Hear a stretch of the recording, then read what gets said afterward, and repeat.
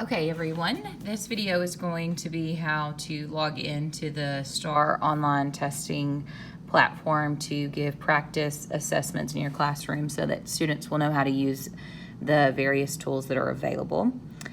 The first thing you want to make sure your students do is not log into their Chromebook. So they just need to be at that first screen when they open up their Chromebooks. Down at the left-hand corner, you'll see a button that says apps. They'll click on that, and then they're going to choose the one that says STAR Online Testing Program, and it's going to pull it open. Sometimes if this hasn't been open in a while, it'll take a little bit for it to load. It's going to go through a little checklist, and then it's going to pull open and it looks like this. So these tabs over here on the right, I'll describe them briefly to you. Summative assessment is the one that we use on the day of testing. Interim assessment is the one you use when you are giving the interim assessment. Practice is where all the tests to practice with are available. And then tutorials is what goes through all of the different tools. It's like basic little videos that the kids can watch. So you guys would hit practice. And you'll be able to see the years that you can choose to practice with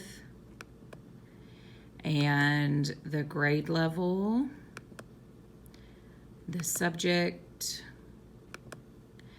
and this part right here. So all of your students who receive no modifications will choose no PNP, but if you want those students who receive accommodations to practice using those tools, you'll choose all PNP, and then you just choose take test.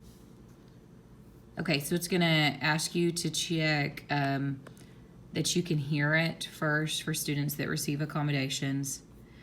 You just say yes, make sure they have a pair of headphones, and then it looks just like the actual test. It goes through the directions, it's gonna come through a stop sign, to a stop sign, excuse me, and then they'll be able to take their test.